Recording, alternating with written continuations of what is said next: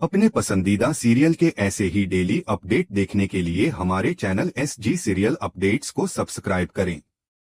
आज के एपिसोड की शुरुआत एक भावनात्मक माहौल से होती है, जहां मेहर को यह जानकर थोड़ी राहत मिलती है कि तुलसी इस मुश्किल घड़ी में परी के साथ मजबूती से खड़ी है और उसे अकेला नहीं छोड़ रही।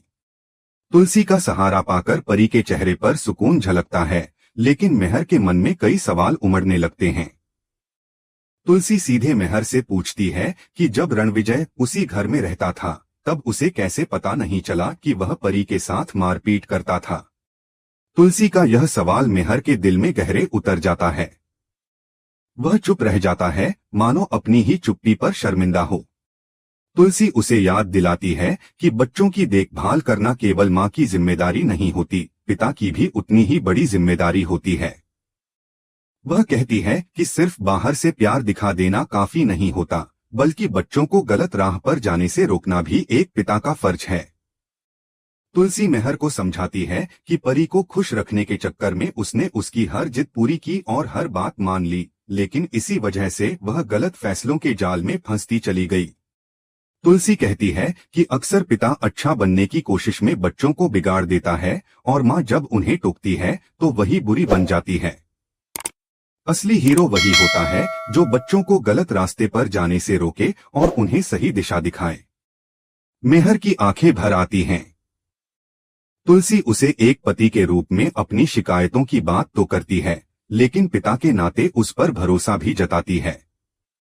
वह कहती है कि चाहे उनके रिश्ते में कितनी ही दरार क्यों न रही हो, लेकिन उसे पूरा यकीन है कि मेहर अपने बच्चों के लिए हमेशा एक अच्छे पिता रहा है और आगे भी रहेगा।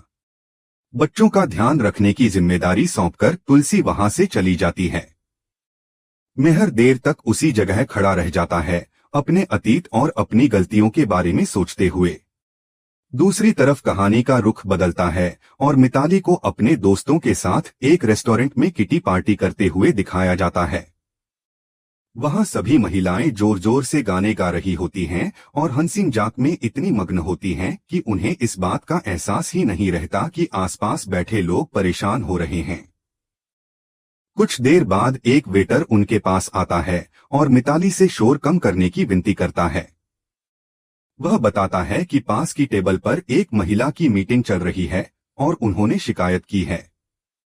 मिताली चिढ़ जाती है और पूछती है कि कौन है वह जो उनसे परेशान हो रहा है।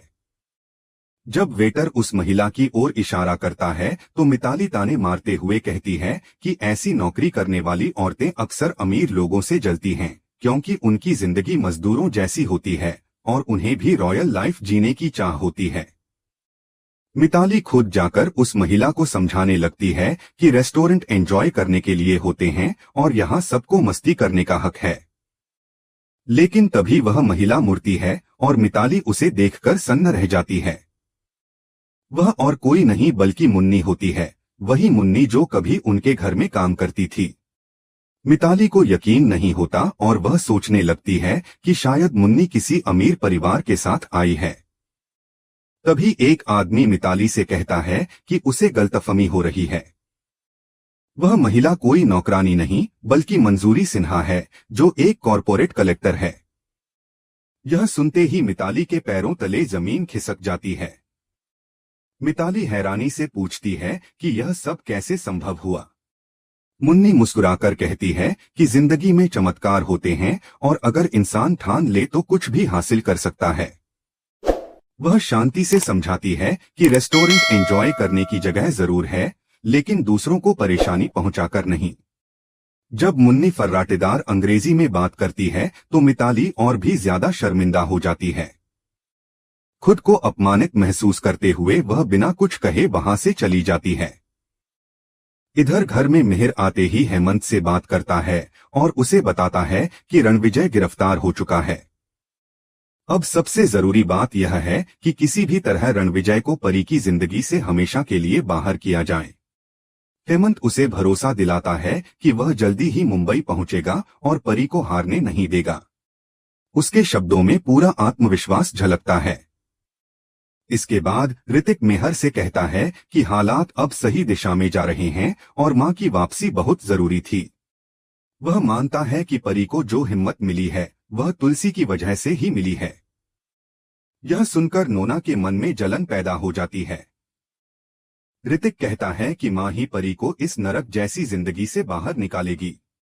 वह मिहिर का भी धन्यवाद करता है कि उसने इस पूरे मामले में उनका साथ दिया। इसी बीच नोना परी के बारे में पूछती है तो मिहिर बताता है कि परी अभी घर नहीं आई है, वह अपनी माँ के पास ही रह रही है। यह सुनकर नोना चौंक जाती है। मिहिर कहता है कि आज परी अपने ही घर में आने से डर रही थी और तुलसी के साथ ही उसे सुरक्षा महसूस हो रही है। नोना कहती है कि यह तो परी की अपनी मर्जी है, लेकिन पहले वह कभी तुलसी की इज्जत नहीं करती थी और पिछले 6 सालों से ठीक ठाक रह रही थी। तभी मेहर उसे रोक देता है और गुस्से में कहता है कि इतने सालों से परी रणविजय का जुल्म सह रही थी और फिर भी उसे लगता है कि वह खुश थी। क्या यह जिंदगी अच्छी कहलाती है? वह कहता है कि परी ने तुलसी को खोने के बाद उसकी अहमियत समझी है। ऋतिक भी मानता है कि सिर्फ परी ने ही नहीं बल्कि उन सबने तुलसी की कदर अब जाकर जानी है। मेहर साफ कह देता है कि उसकी बेटी ने बहुत सह लिया है, लेकिन अब वह और कुछ नहीं सहेगी। आखिर में मिताली घर लौटती है तो सूची उससे पार्टी के बारे में पूछती है। मिताली उल्टे कहती है कि आज जैसी शानदार पार्टी उसने पहले कभी नहीं की। वह ऋतिक को भी साथ चलने के लिए कहती है और दोनों बाहर चले जाते हैं। पीछे रह गई सूची को कुछ शक होने लगता है। उधर रास्ते में मिताली ऋतिक को बताती है कि मुन्नी अब एक कलेक्टर बन चुकी है और यह सुनकर ऋतिक भी हैरान रह जाता है। मिताली ऋतिक का मजाक उड़ाते हुए उसकी बेइज्जती करती रहती है, लेकिन ऋतिक शुरुआत में उसकी बातों को अनसुना कर आगे बढ़ने की कोशिश करता है।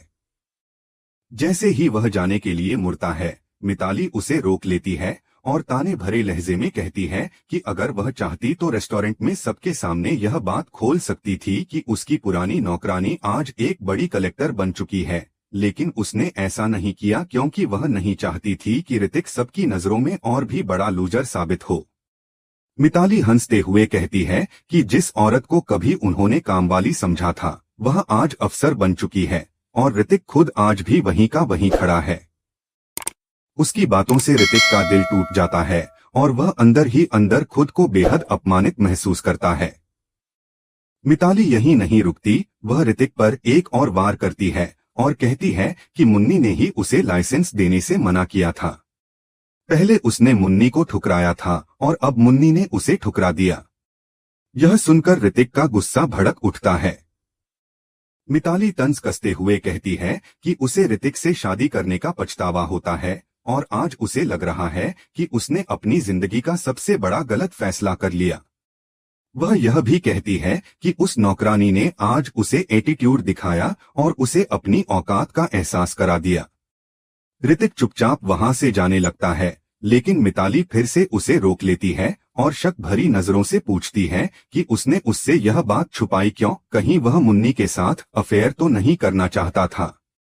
ऋतिक अब खुद को रोक नहीं पाता और गुस्से में कहता है कि मिताली की सोच बहुत छोटी है। वह साफ शब्दों में कह देता है कि असली लूजर वह नहीं बल्कि मिताली खुद है। मुन्नी ने मेहनत की, संघर्ष किया और इसलिए आज वह इस मुकाम पर पहुंची है, लेकिन मिताली ने आज तक किया ही क्या है। वह उसे आईना दिखाते हुए कहता है कि उसे सिर्फ पार्टी करना आता है और वह भी अपने दम पर नहीं, दूसरों के पैसों और सहारे पर। मिताली भी पलटकर कहती है कि जिस दिन से उसने ऋतिक से शादी की है उसी दिन से वह खुद को लूजर महसूस कर रही है। ऋतिक तड़पते हुए कहता है कि अगर ऐसा ही है तो वह उसके साथ क्यों रह रही है, कहीं और चली जाए। मिताली तुरंत आरोप लगाती है कि ऋतिक तो यही चाहता है कि वह घर छोड़कर चली जाए ताकि वह उस नौकरानी को घर में ला सके। वह ऋतिक के पूरे परिवार पर ही सवाल उठाते हुए कहती है कि तुम तीनों भाई बहन ऐसे ही हो। आखिर में वह उसे चेतावनी देती है कि उससे पीछा छुड़ाना इतना आसान नहीं है और वह उसे यूं ही छोड़ने वाली नहीं है।